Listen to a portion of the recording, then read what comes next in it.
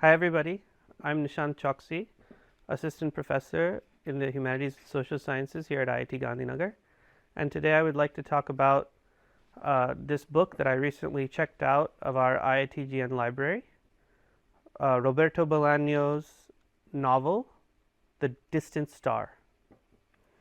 So if those of you who don't know Roberto Bolaño, first I would like to introduce this author. He is considered, after Gabriel Garcia Marquez and Jorge Luis Borges, as one of the most famous authors of Latin America. So Roberto Bolaño was born in the country of Chile and then moved at a young age to Mexico, where he spent most of his young adult life.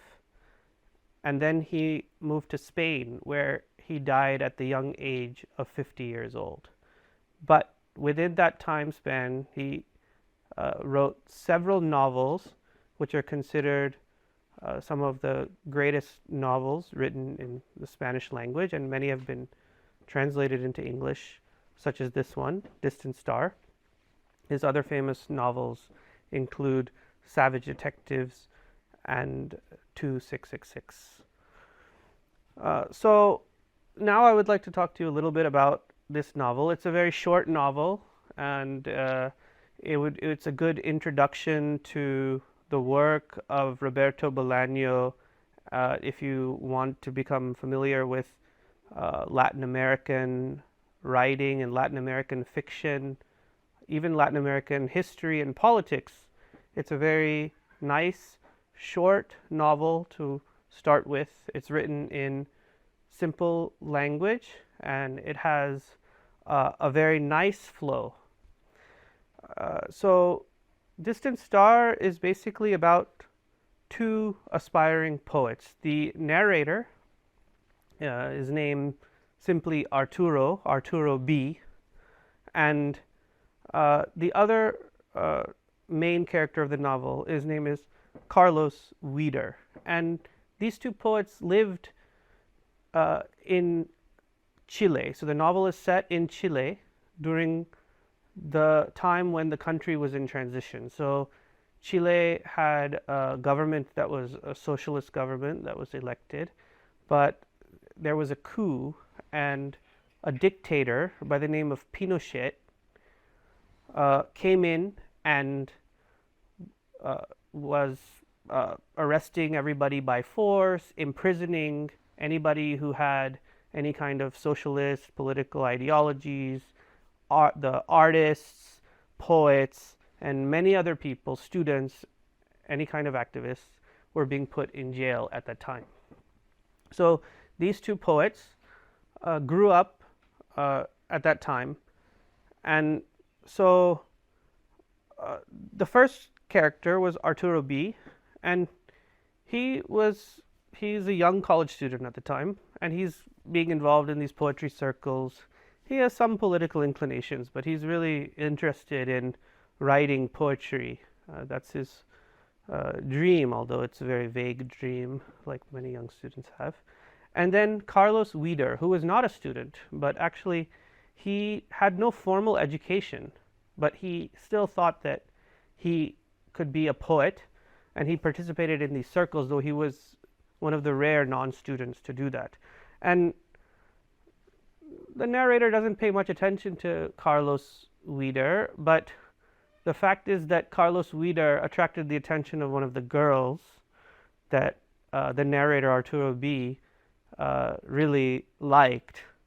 The girl was a sociology student and also a very good poet, and she had a twin sister also, the Garmendia sisters, one of the most beautiful women on the campus, according to the narrator.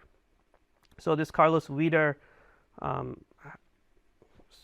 attracted this girl, and so the narrator was a bit jealous. That was sort of his main relation with this guy, although all the other students thought he was a bit strange.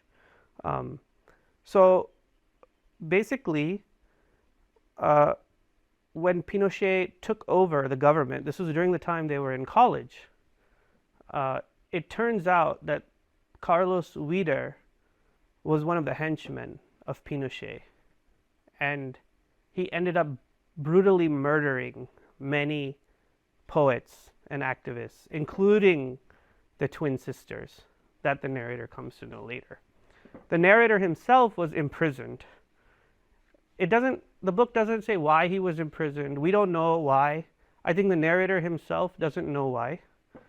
That was the situation at the time in Chile. Nobody really knew why they were getting put in jail or for what reason or anything. They were just thrown into these camps.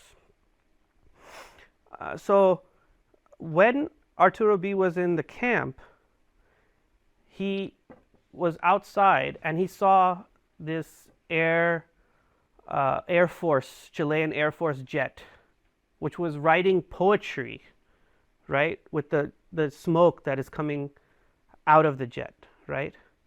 And this was something, first it was in the Latin language, then it became Spanish. Everybody was just captivated, right? The whole country of Chile was captivated by this. And then one time the plane flew very nearby the prison camp and he saw that this was Carlos Wider, right? And so Carlos Wider became a superstar at the time. And he said on TV and everything that he's creating the new Chilean poetry in the sky. And so this added more mystery to who this person was. And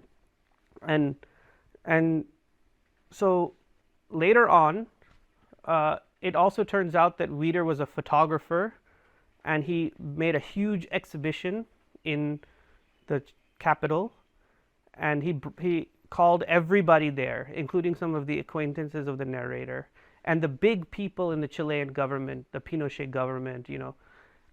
But the photos he was showing were of the murders that he had committed in the name of the government, you know, for the state against these people. And then everybody was shocked. Even though these are the same people that gave him the authority to do that, they were still shocked at his, at what he's did, right? That he's showing this in public as an art, right? This state secret, so to speak. So after that, we don't know what happened to Carlos Wider. So the book then jumps some years, and we find that the narrator is, after he went out of prison, nothing much happened in his life, and then he was stuck in, he lived in Spain, in Barcelona, Spain, like many of the refugees from Latin America. They moved to some place in Europe. They didn't have any money. He's just living in, you know, some small apartment, and somebody comes and asks him, has he ever known a guy named Carlos Wider? And the narrator said, yes, I knew him when I was in university. He's like, I'm trying to track him down, and I'll give you a lot of money if you can locate him. So he got a tip that he might be in Europe. And so he started reading all these magazines from all over Europe of all these right-wing, these Nazi magazine, right-wing magazines that were all over Europe at the time, of poetry magazines, basically. That was, and he managed, by looking at the poetry, looking at the lines, how he was writing, to trace finally through a series of pen names what could be this guy.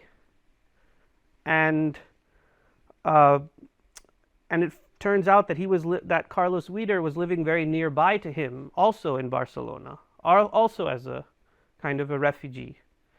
And so they meet in a cafe, and then there's an ending, which I'm not going to tell you, because that will ruin the story. But you know, the ending is also mysterious. Let's say that. So. About the book itself, the book is about politics, but it's not necessarily a political book. You know, it's a book about art. It's a book about aesthetics. It's a book about people's lives who are living in a certain time, right? So it doesn't, there's no overt political message, right? But the surroundings, the context will give a lot of information about not just the situation in Latin America at the time, but what is life like under dictatorship, right? What does it do to people who are both the victim and the perpetrator?